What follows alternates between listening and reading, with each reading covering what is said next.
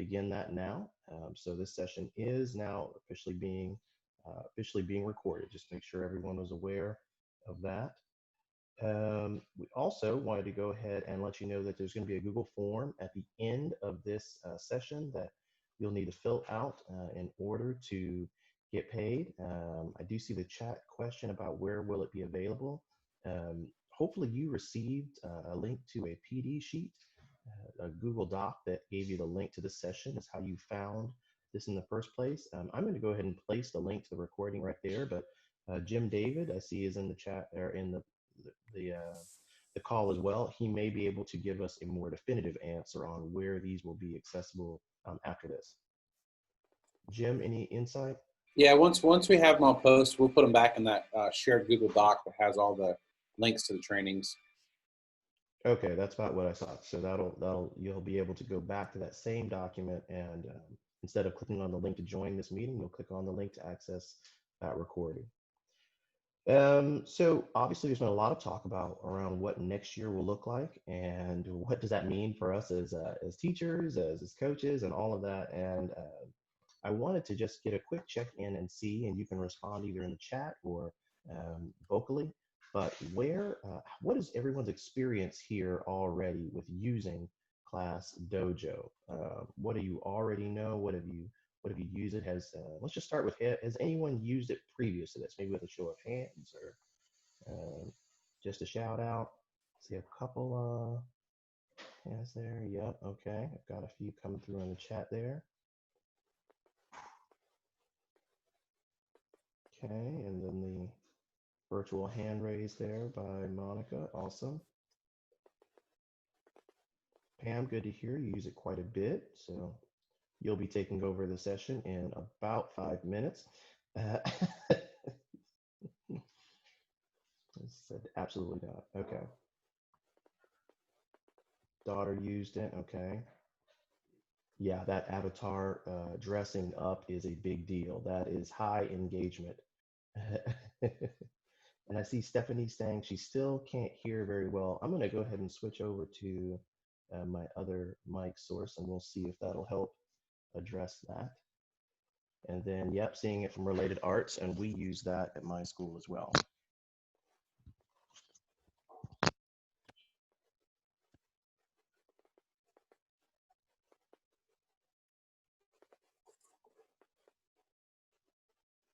Okay, so I've switched over to a different microphone source, so hopefully that is giving a little more kick for Stephanie and anyone else who may have had an issue with hearing there.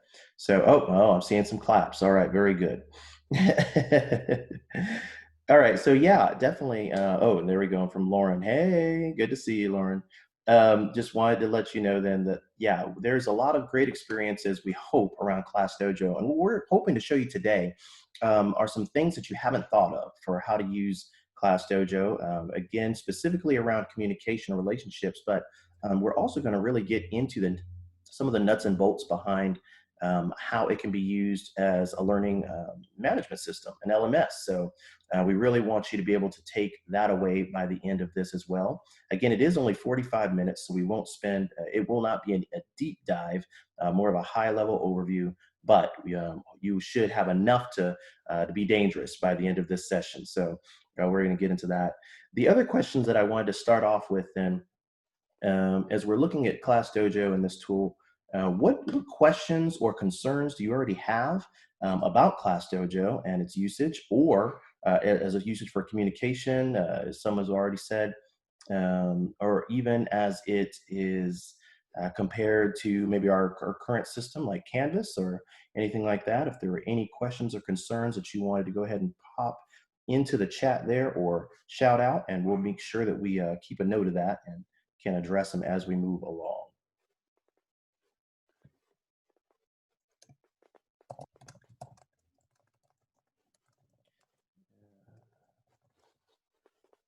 Okay, seeing is it an app? And the short answer is yes, it absolutely can be, but it's also available on a browser. Seeing one from Amy about K through 2 using Canvas. You can use Canvas. What we're here to also present is another option as well. So Charlene Cook. Hey, Charlene, good to see you again. Um, Charlene, I think we have a solution for you as well. I want to go ahead and copy this so that we come back to that question about the thousands of kids, because that is a really good one. And as an instructional coach, I deal with some similar issues as well. So, and a former related arts teacher who used ClassDojo. And then Indu, you won't need to download it onto a Chromebook. The kids will access it through a browser. So we can talk about that a little bit more fully as well.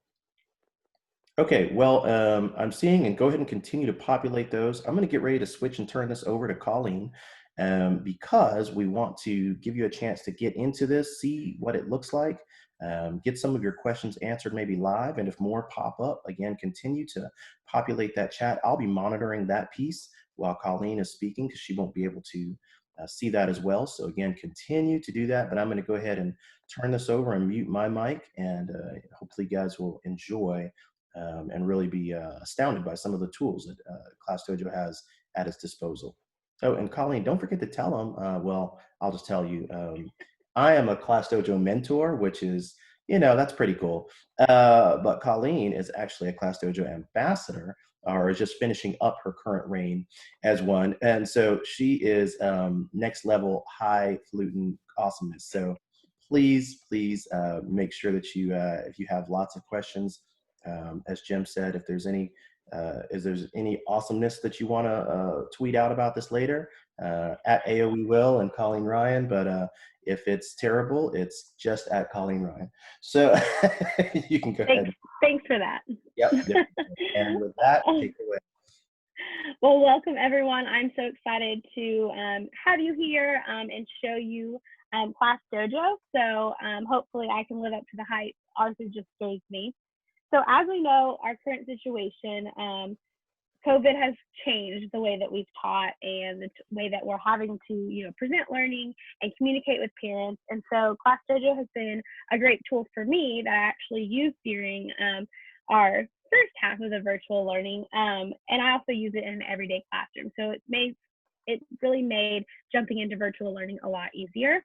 So we needed to be able to communicate with both family and students, be able to log in, submit assignments, and have a variety of ways that they can turn it in, especially in K2, because we need something that's developmentally appropriate. Those little students can't always type on a computer and things like that, or they can't read just yet, so we need the voice recording and things like that. So that's where ClassDojo kind of comes in to play. So what is Dojo? So Dojo, yes, it's a parent communication tool, which I saw a lot of you all say in there. You also saw that it was behavior management, which it is PBIS aligned, but it also has a student portfolio system, and there's a great teacher toolbox in it. So right now, I'm just going to go over and hit a few of the interesting things, but then at the end of this, I'm also going to share with you what my class looks like. In the teacher view, I'm going to share a student view and a parent view so you can see what it looks like on all ends. So the first thing is, how do they sign on? So the great thing about Dojo is there are many different ways that they can sign on. There is the QR code where each student can get an individual QR code and just hold up a camera and it goes straight to their portfolio. There's a text code where it's a 6-digit code that they can do it. Or since we are a Google system, you can also use your Google login to be able to log in through a Chromebook or an app, whichever. With parents, they easily get a email and they can get text messages that shows how would you like to log in for your students. There's even an individualized link that can just go straight to the page too if they're still struggling with logging in. And there's individual messages of that. So it makes it very easy where if a parent's like, I lost the login, all you have to do is press the button and it sends it for them to log in easily. And so student independence, that's the biggest thing. I know in teaching kindergarten and really in that K2 is we want to get students to be as independent as possible. So that's the thing with ClassDojo is that when students log in, they have access to their activities. They see their points if you give them points, and they see the class story. So when a student clicks on the activity, they see what assignments they have to do. then they know that they can follow the directions, do it. They can respond in different ways. Then they can submit it. They can add text, voice recordings to the submitting, and it goes straight to the teacher. The parent also will see the student's work too. And then in the, which you'll see when I show the student view, that they can comment on it, parents can comment on it, and they can create a text chain to be able to give feedback and provide a lot of insight in what they're working on. So in the student portfolio, this picture kind of shows what it will look like. And again, I'm going to show a student side, and students get to reflect on work and they can track their progress in one spot. The great thing about student portfolio is it follows the student throughout their whole time being connected to a school. So if my students that I had 3 years ago in kindergarten, we were using ClassDojo, when they're going into 3rd grade, they can still see their work from kindergarten, and we can easily access it and get it off and share it with other teachers or specialists, so they're able to see how their progress is going. So it's very easy to access, and it stores it all in one place. Families can also post feedback and encouragement. So as you see in the picture, there's a to-do where it gives what it is, and they can start it. Underneath is the story, so they can easily click hyperlinks to be able to go straight to activities or lessons and things like that. And then if they're involved in other classes as well, they can easily switch back and forth. So if they were departmentalized, like they are in 3 through 5 sometimes, you can go back and forth so they can see it. All right, let's see. Now, teachers creating assignments. It is super, super easy to create an assignment. So all you do is you start assignment, give it a title, give it a description. Inside the description, you can add hyperlinks for students to click on and see, links to videos, things like that. And then you can choose their response type. So they have text, they can take a video, they can take a photo, they have a drawing, and in a few weeks, they're gonna have worksheets where you can actually upload a PDF and they can write on it and be able to communicate that way with their work. So then once they get it, as the teacher's view, you can even see who's done it. So that's the green check. You can see who's pending, that maybe they've started it, but they haven't submitted it to you yet, or you haven't approved it. And then there's a button even that shows you who has not done it at all. So it's very easy to do a quick glance and to see what students you need to contact and families to help get it started. So when the students submit the assignment, and this is the thing that I love about Dojo, because it's very easy for any age to be able to utilize it. It's very easy to see, easy to access. So when they go into their student portfolio, they see what they have to do. They click the start button, and then they do their activity, and then the button just says hand in. It's very simple. For me, for kindergarten, when I taught them how to use it, it maybe took 3 tries for every single student, no matter what their learning capability was, to be able to do it and turn it in. So it's very quick, very easy, very visual, and it's a great way to be consistent across the board. So as you also said, that there is a communication tool with it. So in the communication tools, there's different ways. Of course, there are messages where you can group message or individually message families, which Dojo does translate up to 35 different languages. So it will translate to the parent, and if the parent types you back in their language, you can then translate it. So it's easily to keep that communication going. There's also a class story, which is where you can post things to keep things up to date. When I was doing virtual learning, I was able to hyperlink in my lesson plans for the week, so then parents were able to easily access it. And then there's also a school story, which is a way that, teachers or even administrators can post things to keep it up to date. And it's always, so to me, it's kind of like a Facebook for schools, but it's in a safe space that allows parents to like, comment, ask questions, but still stay connected and build that community and those relationships. So just like I said before, on the school story or the class story, you can easily post with words. You can add photos, files, you can record up to an 8-minute video, or you can create events so it reminds parents of things. For me, during virtual learning, when I created an event, it had my Zoom link all in there, so it was one-stop shop, and the parents knew where to go, and they weren't having to find 500 different documents to be able to know where they needed to be or where their student needed to be. So I know that was really quick, but I wanted to go through it quickly because I want to be able to show you it's a lot easier and cooler to see it in actual of how it was in action. So as I'm switching it over, Arthur, I don't know if you want to address anything that I might have missed or anything like that. No, I think you did a great job with an overview. We do have, so the questions were coming in a little bit faster than I was able to respond. So, Okay. but I did see one that was from Janetta about getting all your family connected. She had mentioned, let me see here. Okay, it says here, some parents struggled with receiving and following up on the invitation, while other parents had no difficulty accessing it. How can I better support my parents this year? And she did mention she does serve ELL students and parents who do not speak English, and that she could never get the entire class enrolled. And the only thing that I've said so far in response to that is just that, I have run into similar issues when I've used Remind or some other tools to try to get everyone connected and struggling to get up to 100%.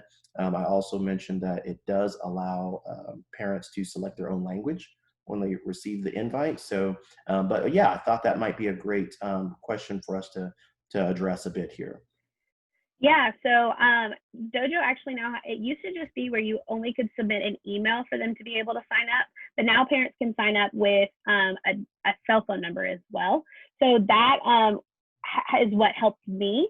But then from there, they are able to select their language. And inside Dojo, there are easy printouts that are step-by-step directions that you can pick in 35 different languages to be able to share with them so they can maybe understand what is the process of Dojo. I know for me, when I had that issue, once I gave them that handout in a language that was able to be communicated, that they were able to be, they're like, oh, okay, I know what it is now. And so they weren't feeling as overwhelmed. So, and we can most definitely, on ClassDojo, there's easy little resource button that you can find all of those things on there.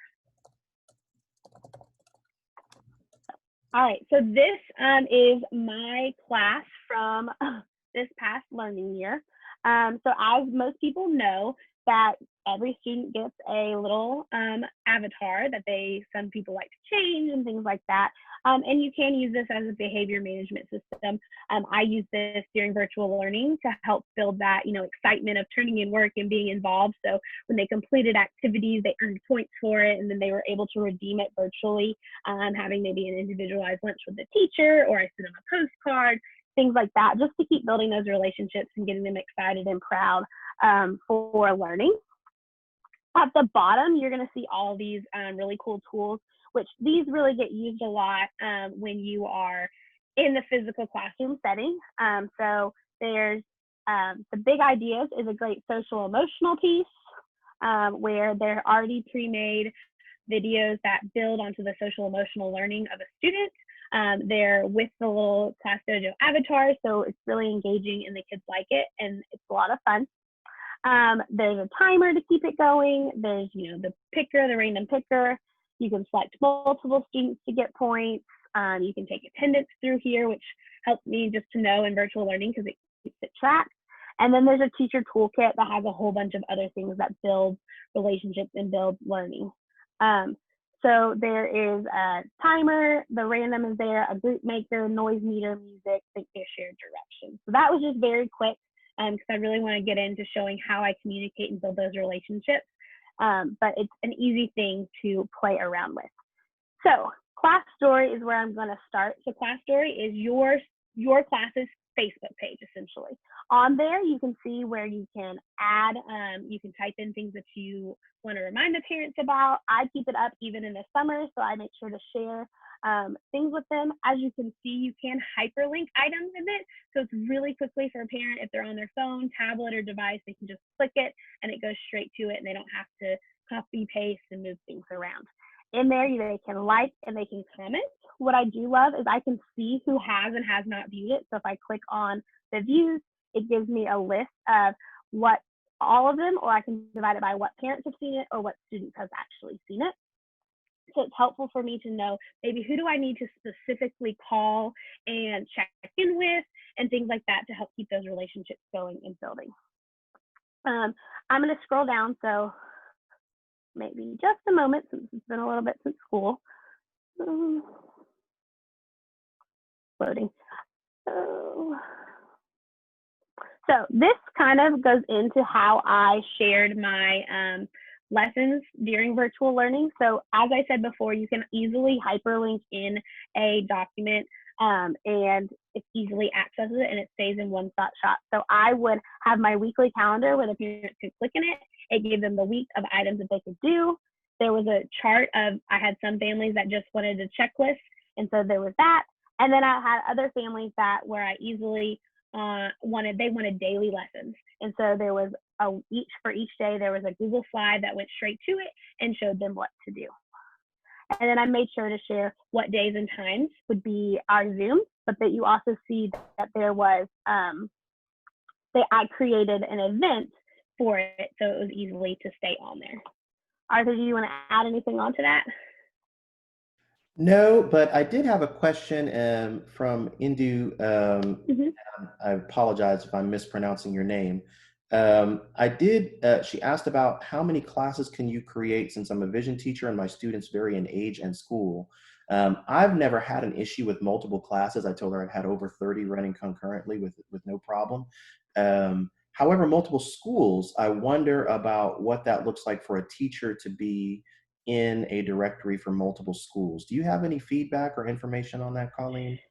Yeah, so if you are in multiple schools, you're going to have to use different email addresses to be able to sign up to different schools. That is something that people, especially now in virtual learning, have talked about. And I know Dojo is aware of it, and so they are looking into changes. But right now, you would just have to use a different email address to sign up for a different school. So that's a good question to know for our people who are based out of multiple schools, which Yes. also includes some of our coaches. So that'll be important to recognize. It's a good thing we have an ambassador who gets a direct line to Dojo so they can get that worked out quickly. Thank you, Colleen. Hopefully that addressed her. Yeah. So again, ClassDojo is essentially just like a Facebook. So the thing that I wanted to kind of clear, because you can't really see it because I have no events posted, but as you can see on the side, there will be events, but then also the event always stays underneath at the top, pinned to the top of your story. So parents will always be constantly reminded. So it's a feature that has been very, very helpful. So the next thing that I want to show you is portfolios. So you can see portfolios in different ways. So this right now is in all posts, but then I can look at it at just the activities. So the activities means an assignment. It's exactly what they're supposed to do. So as you can see, it archives all of my activities that I've had them done. Now, this number right here doesn't say the date. It's how many has actually done it or viewed it out of how many are connected to your class. And it's very easy. So I'm just going to create a test one just to show you what it would look like. So you would put your title. It has the document. And then in there, I can see who I have already been approved, who's still pending, and who has not yet submitted. So I can either look at it by assignment, or if I want to specifically look at it by a student, I can easily just click on their name, and then I see all of the work that they have done and presented. So as you can see, they have used different ways of taking photos, video filming. We even have some where they have drawn on it. Lots of different learning and ways to show their learning, which is really important for K2 because they all learn in different ways, and we want to make sure to enhance that. Let me switch over. I'm going to show you what it looks like for the parents. So this is a parent view.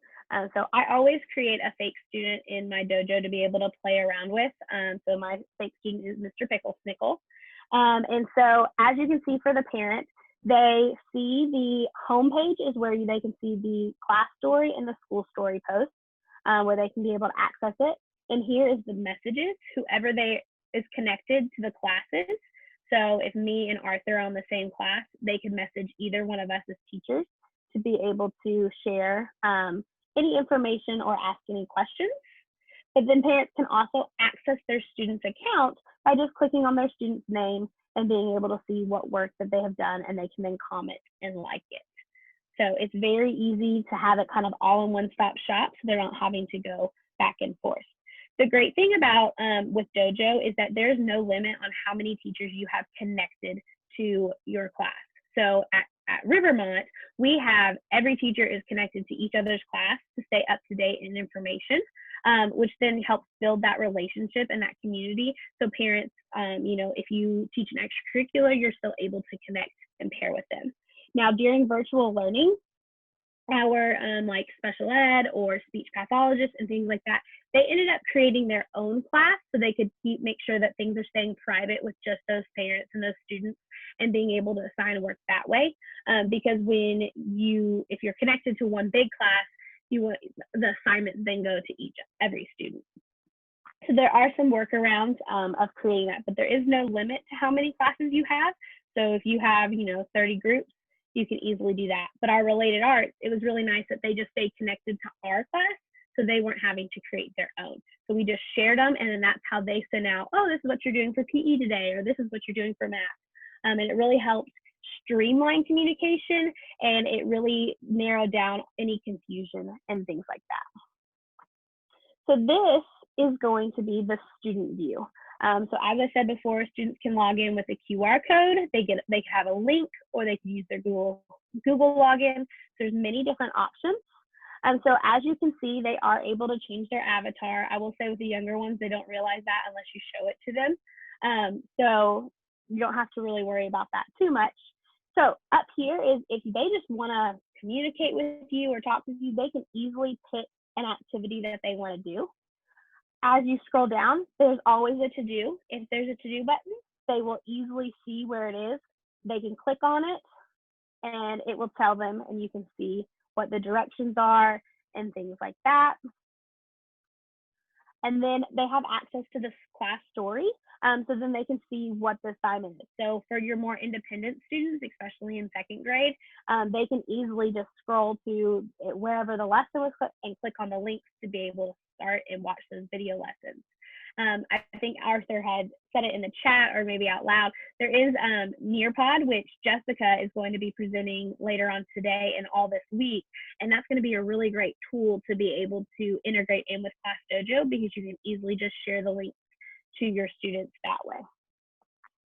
So as they can see kind of the home page, but then they can also see what their portfolio is. They can see everything that they have posted throughout their learning, and they can go back and see what comments and things like that are on there.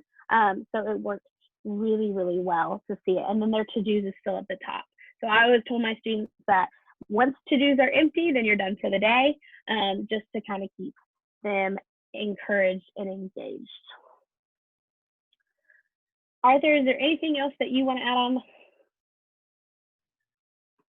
Personally, I love the fact that the to-do, that was surprisingly hard to say, the to-do list is it just goes away. Like the kids have their list of assignments, and as they turn it in, zoom, it just vanishes from their screen, and there's no confusion about what's in process, what hasn't been started yet. I mean, that's, as a Google educator, that used a lot of Google Classroom, that was one of the issues that one of my students ran into was, hey, did I finish this? Or, I didn't hit submit, but I finished the work.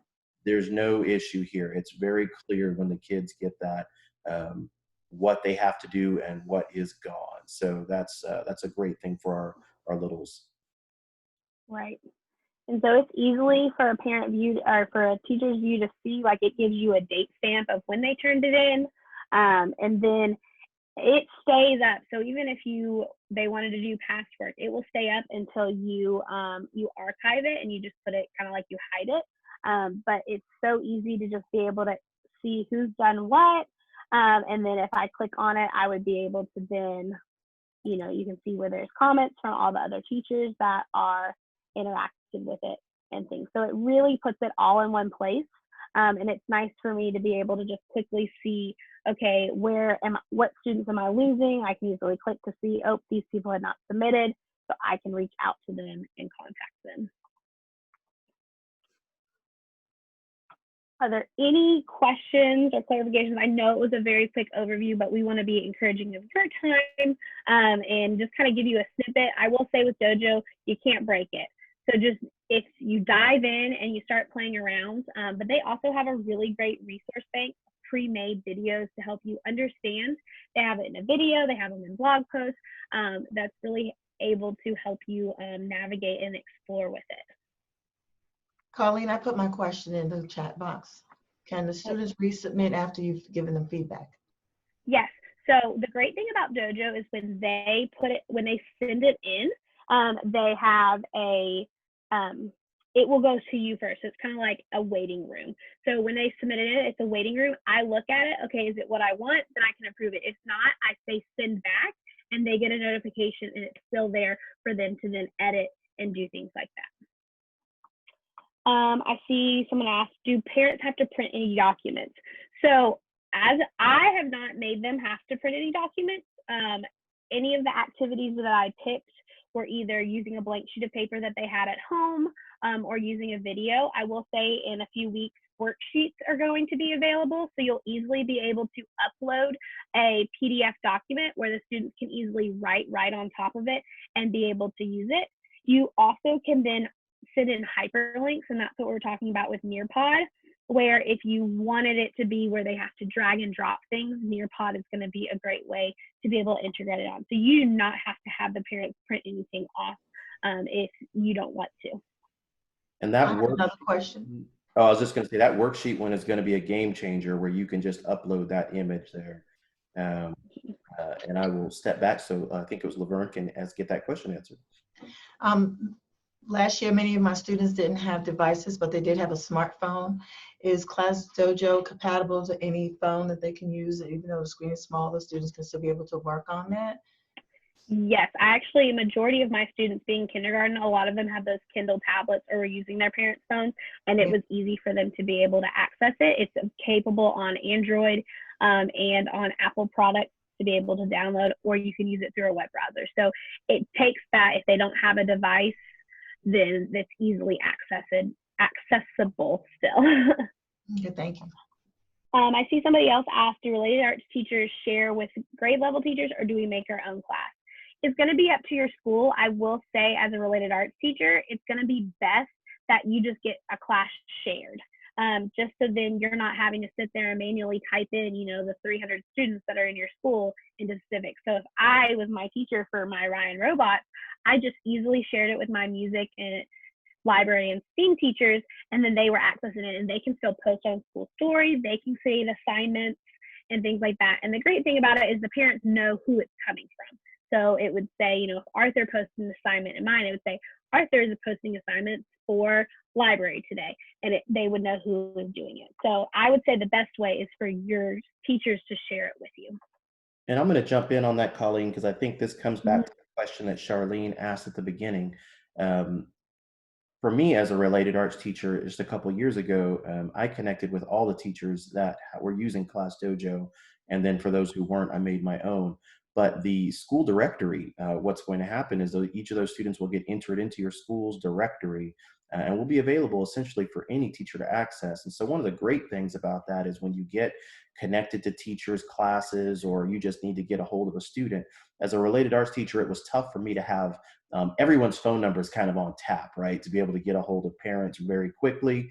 And I knew that their phone number had probably changed 2 or 3 times since the last time they had come to the school or had registered in PowerSchool, but the classroom teacher probably had an updated listing of phone numbers for her students. Well, if that is updated in ClassDojo, I wouldn't have to say, hey, can Miss Ryan, can you send this message on your remind to all your parents on my behalf, so that let them know. I could just literally go into that class and do it myself, and it would go straight through that classroom, Ryan's robots, but again with my name saying this is from Mr. Williams. So that's an easy and a great way to promote that communication school-wide, and your administrators can also connect. They get a little different connection for the school administrator, but they too can jump in on this. And I will say ClassDojo is a great just leeway in for our newer students, our younger students, to be able to feel successful and feel accomplished in their learning, especially right now with this time of how school's going to be. It's going to be different. So Dojo allows for students to be able to easily feel excited. And it's a great way for us to be able to build those relationships and be able to communicate, because with our little ones, we're having to communicate with the family very, very much, because the parent is going to be the one that's relaying to the students and getting them encouraged. And if it's an easy one-stop shop that they can see everything and do everything, it's really going to help just build that relationship and that culture in your school. I know at Rivermont at first, only a few teachers used it, and now everyone does it. And it's like, that's the thing that every parent knows.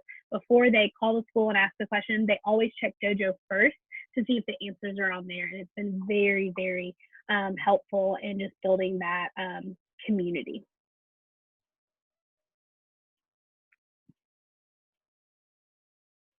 Sent this also to Charlene, but I'll mention it to the whole group. If you find that you're wanting to use this, as particularly as related arts teachers with tons and tons of students, and you find that your school hasn't adopted it very much, and you're concerned that you're still going to have to enter in a lot of students, I can definitely talk with you or your secretary, your bookkeeper, whoever handles your Power School information, and we can download a CSV file and get that uploaded into ClassDojo. It'll pull every one of your students straight into your school directory. It takes, the hardest part is just generating the file in the right format. But other than that, it's very quick. It's 5 minutes work on that end to get everybody pulled in all at once. So it's a quick business. You can get 500 to 5,000 students all uploaded very quickly. I have another question. Yes, ma'am. I heard you mention Remind. That's an app, Remind Me. But I heard you also say that the parents are more familiar with ClassDojo. Do you, from your experience, feel that the parents are more familiar with ClassDojo and Remind, or do you use it together? From what your past experience has been, what do you recommend? So especially in virtual learning, is I wanted as little of amount of how many devices or apps that I'm sending them to them. So for me, everything was in Dojo because Dojo did it all. I was able to individual message families. I was able to send a whole group message to everyone. I was able to post on story where it stayed and reminded them. So for me, Dojo did it all. So there was no reason to have multiple platforms where I have to say, okay, did I do it on Dojo? Did I do it on Remind? Did I do it on this? It was just, as long as it was on Dojo, I knew the parents were getting it. And that's why it's great on your story. You can see who has seen it and who hasn't. So if they haven't viewed it and you've noticed for the whole week they haven't viewed anything, oh, maybe I need to give them a call and just see, hey, what's going on? Is there anything I can help you with? Thank you. I've used both, and my plan was to just use ClassDojo, but I wanted to make sure that we were on the same page. That's exactly the path I was going to take. Yeah.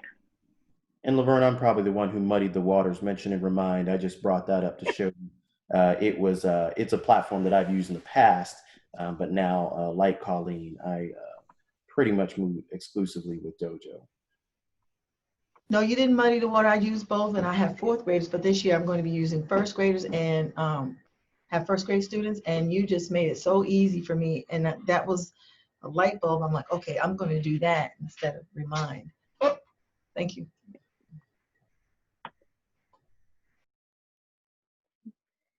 Any other questions or wonderings? There is not a calling feature in Dojo. I know that there has been some people that have requested it, but as of right now, there is not one. And then I see a question from Barbara. I would like you actually, if you wouldn't mind elaborating on that. I'm not sure I understand fully what your question means there. It's from Barbara McMinn.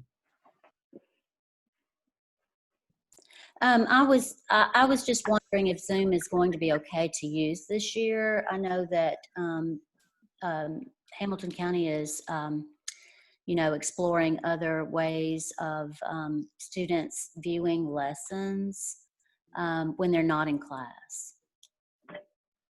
That's okay. I understand now. Thank you. From my understanding is Hamilton County is pursuing or has already pursued purchasing Zoom for the district, and so that will be the upgraded version will be Oh, available. great.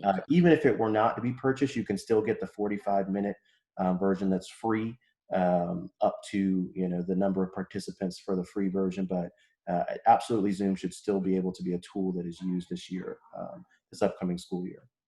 Yeah, and I'm going to add on to that too. So, not all of your students can always hit a live lesson at the same time. So you're able, as Arthur said, to use Zoom. But then if they're not, just like we talked about the Nearpod, it's going to be another great tool to integrate in, because it goes straight with creating a lesson in Google Slides or PowerPoint, to be able to help students that are not physically able to attend a Zoom meeting to be able to go along with the learning and still be paced. Okay, now where can I find out about that?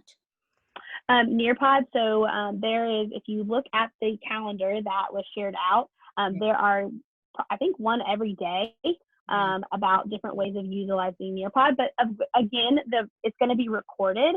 So you can always, if you're not able to go, you can go back and rewatch them as many times as you need to help you.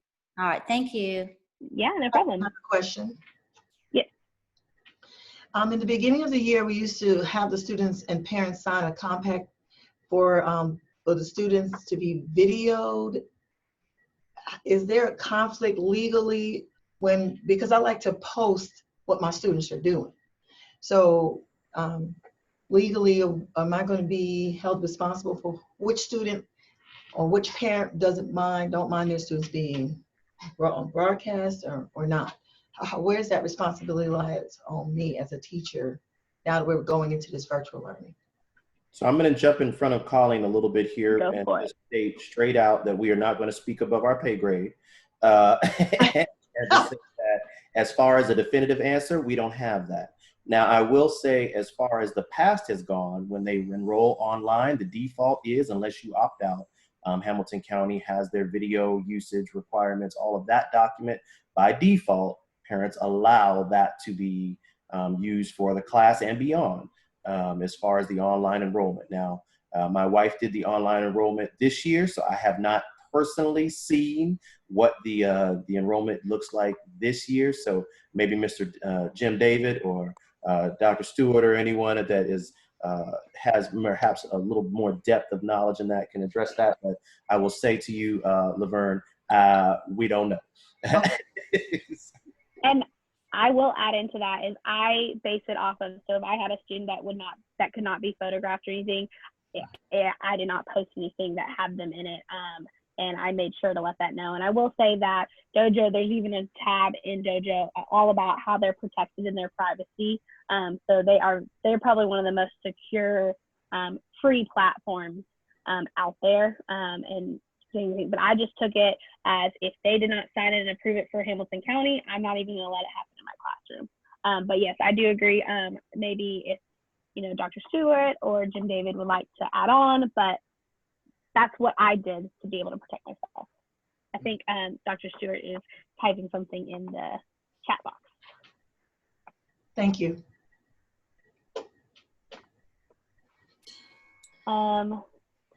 Jim, I'll chime in while Dr. Stewart's typing. Okay. Work with your administrator, right? So that they're going to be your point person. I personally would not recommend using any program that the district is not pushing.